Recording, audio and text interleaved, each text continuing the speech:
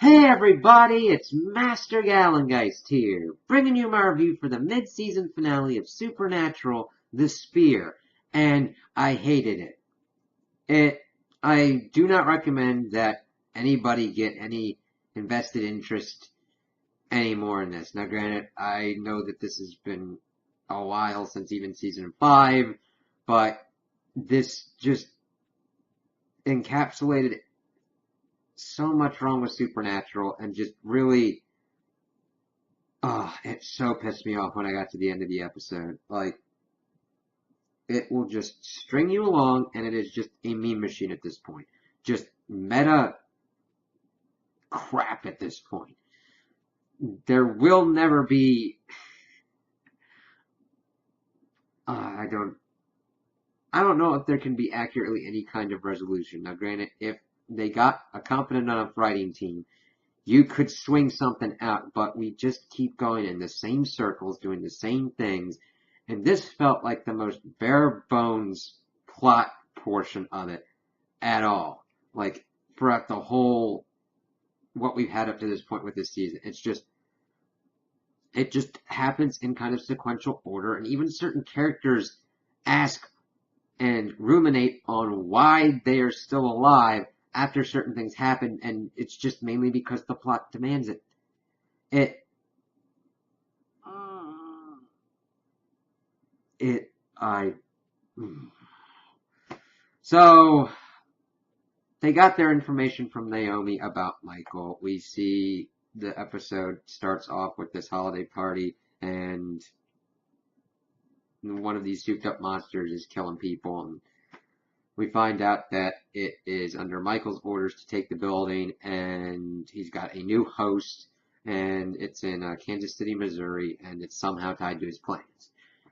We then cut over to Castiel and Jack. Jack's been up pretty much eating the analog of like Cookie Crisps, and they had a nice bonding moment.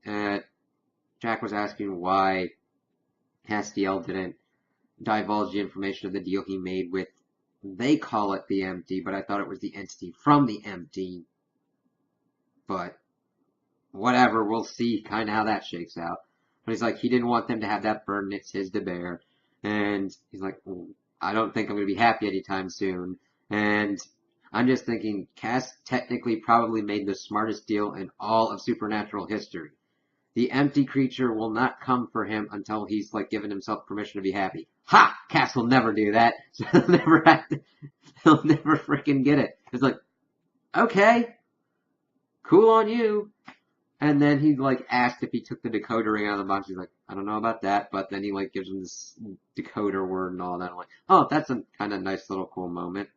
But we then shift over and we see that Garth is making it believe that he is going to be on Michael's side, trying to do it for his family and all that. And he's in contact with Sam and all that, saying that, oh, I'll just like fake out like I did with my mom with cough syrup. I'm like, yeah, with a freaking archangel in the room. So it goes pretty much as you would expect in that Garth has to drink his graced up blood stuff, and he's able to get more insider information. That they know where the spear is and Kaya is, and they're going after that, and they're setting up all the different monsters around the city, so at Michael's signal, they can attack and start turning the population. They're like, oh, okay, that's good information to have. We get in contact with Ketch. He has the egg, but he had to pretty much mail it to them instead because he was getting chased, and I don't understand what they're doing with Ketch. It's really weird how Sam and Jack, are more friendly terms with him, especially with all the crap that he's done. Granted, I understand he's a Crowley-esque character of dubious morality, but he's done some pretty bad shit, and it would be kind of hard to be like, yeah, you don't get over that shit that much. But that's all. He was just sitting on a computer screen. It's like, okay, so they have to split up. Cass and Dean go to get the spear from Kaya. The plot device that is to give us the spear, because that's about the amount of characterization we've got at this point. While Sam and Jack go to retrieve the egg. They've actually found out where it is placed, where so they can just go get it instead of having to wait for it to be delivered. They go off. Sam and Jack have a pretty cool little thing. Sam disables the security system. Jack's like, hey, can I do this? He's like, yeah, I learned how to do this because I wanted to be more useful, and you can learn a lot of stuff from the internet. I was like, oh, that's cool for Jack. Little character moment there.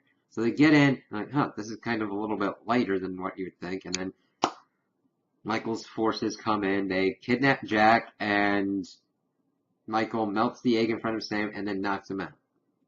And doesn't kill him. Which, after we are done dealing with everything with Dean and Cass, he calls him like, I don't know why Michael didn't kill me. When even your own character in the part is like, I don't know why this character didn't kill me or whatnot, especially with all of it, you need to provide better motivation than just the kind of plot demands it kind of thing.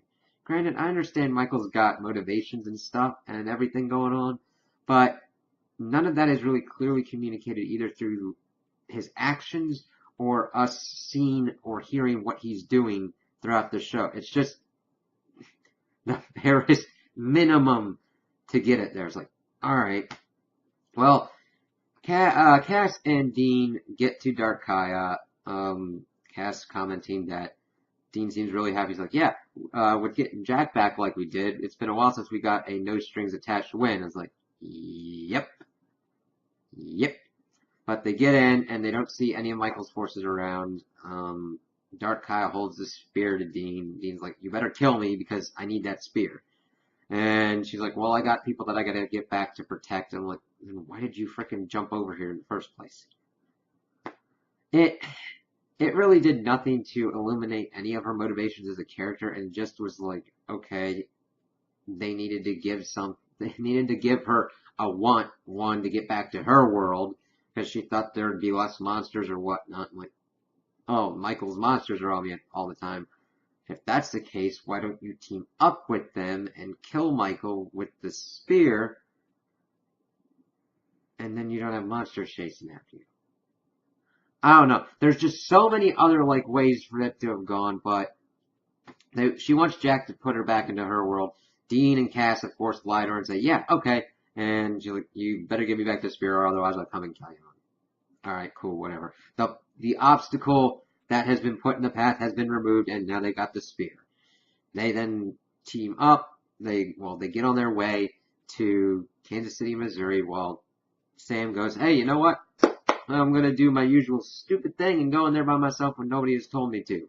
Well, everybody has told me not to. But he kind of one-mans it in there pretty well. It's like, okay, cool. Jack is then taken in front of Michael, and Michael evidently wants to pretty much watch Jack get to the point where he would eventually think and feel like Michael because of the level that they are at.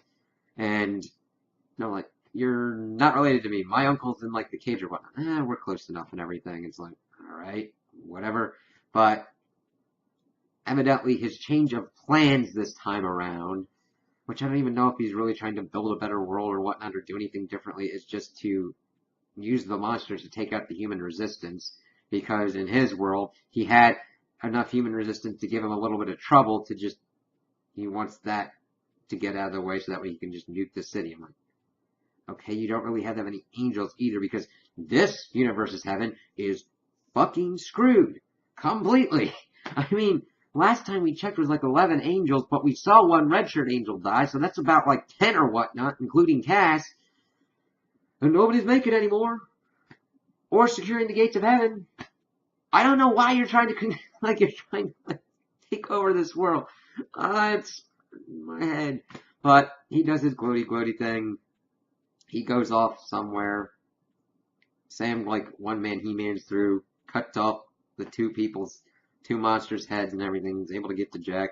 They work up with Garth, and they go down and, who would have guessed that drinking the Grace would allow Michael to control Garth as he attacks them both, but Sam is able to knock him out. But that just also opens up some inconsistencies. I mean, granted, most of the time when we've seen Grace consumed, it's usually been an all or nothing kind of approach. But if that's the case, if you're an archangel or an angel, why don't you just have something consume your Grace in a safe enough manner and then just use them as friggin' puppets? that would have totally worked out a lot better in Lucifer's favor than because he could just regenerate it, and then he's got a piece in somebody, kind of Horcrux like Voldemort. This hurts.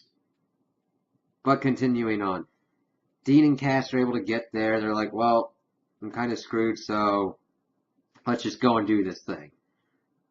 And they then go off to, like, Ode to Joy being played, and that was where I'm like, come on, that's just, as they're doing their cool walk, I'm like, okay, this is getting a little bit too meta kind of shit.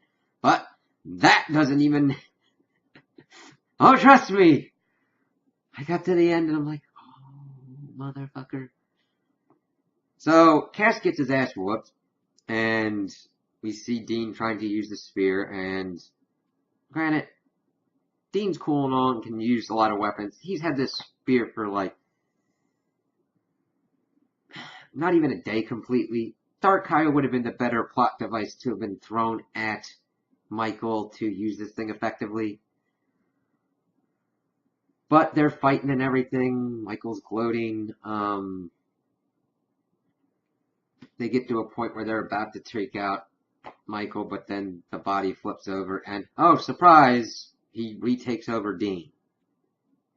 Now, he's saying that he did this so that way he could completely break Dean because he was squirming as he was trying to control him. I'm like, dude, this kind of makes you more of a like a lesser Archangel because, shit, Sam would have been fighting Lucifer, Cass would have been fighting Lucifer, and anybody else, I'm like, God, you did this to kind of break him to keep him quiet? You can't deal with a puny human being like, you suck, let me out of here. I mean, shit, man, you're an Archangel. Fucking pony up. But he evidently left a crack to be able to come back in, which doesn't really make any sense and kind of screws over the whole idea of the yes or no possession kind of mentality, i.e. that if the vessel got to a point where it's like, get the fuck out, I rescind my invitation to you to shoot him out. That was the whole kind of shit with Gadriel and Sam. But now evidently an Archangel can just leave a door open and then just come back in willy-nilly and all that. But he was doing it so that way Dean would be quiet. And that's just okay. And that I can, so that way he's just completely demoralized. He breaks the sphere and saying that he's got all of his forces in position waiting for a signal, and then he snaps his fingers as they zoom in like Thanos, and that is where they cut off to. This episode was built purely to be a cliffhanger, and with the Bears plot to kind of get there, and the ending was an Avengers meme. Now, I review comics, I review Marvel movies. I loved Infinity War. This just turned everything into a meme to me. It was meme and meta commentary and meta humor and just beyond what the story and everything was. I'm like, especially seeing Dean doing it and being like, oh crap. And I was just getting used to the new Michael vessel because they were kind of doing some things with it. But now it's just like, oh, Dean's got to do a completely just kind of crap character of Michael, and we still have to deal with this.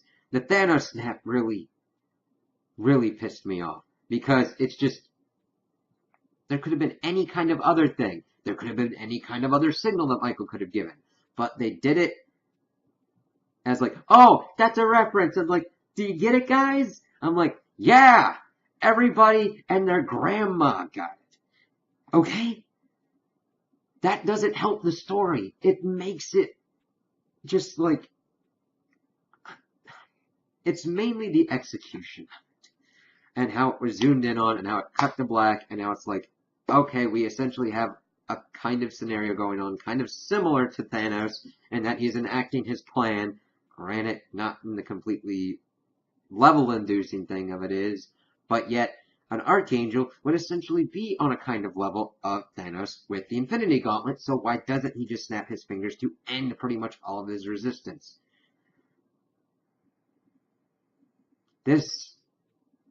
I know I say a lot of episodes exemplify the problems that have usually come up and plagued Supernatural, but this one took it to a level that completely minimized the good things that were going on character-wise, mainly with Jack, and just amplified all the other things going on, and it was too much of a meme. It was the complete shark-jumping Fonzie moment. It was just... And I know that there have been quite a few going throughout this. I mean, how can you just... I mean, I didn't think you could top a season where you essentially have the main villain being called Dick. But here I am, and here we are, and it's just, it doesn't respect your time anymore, and your investment in these characters anymore, because they keep either doing the same things, and they just pick which characters to work around, or the payoffs are just not there. I watched this, and I'm like, I wasted an hour of my life for that ending. Oh, I do not see this getting better. I mean, there's only so many times you can tell a dude not to stick a fork in the plug socket before you're just like, yeah, you're just gonna keep doing it, man. Because there are ways to fix these things, and there are ways to get to certain objectives that don't involve your character just pretty much being like, why am I alive? And having almost barely any kind of reason why they're alive, other than you're an important character, you have plot armor, and the plot demands that you live to a certain point. I don't know how they're gonna do it, but I am intrigued to see how they end this, because, oh boy! I was like, oh, now, we do have a certain thing to look forward to.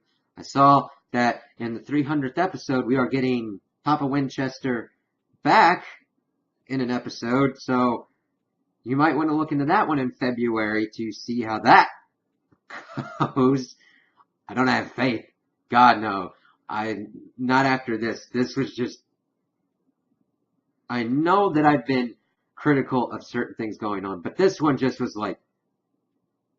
I swear to God, after I finished watching it, it was like having someone just sitting right in front of me going, and the audacity of it astounded me. And I'm like, what the fuck? But, I don't know, man. I don't know. We all deserve better. The actors deserve better. Fans deserve better. We shall see. So, those are my opinions on the episode. Tell me what you guys think in the comments below. If you liked it, if you didn't like it, if you agree with me, if you disagree with me. Also like and subscribe, and I hope you have a good day.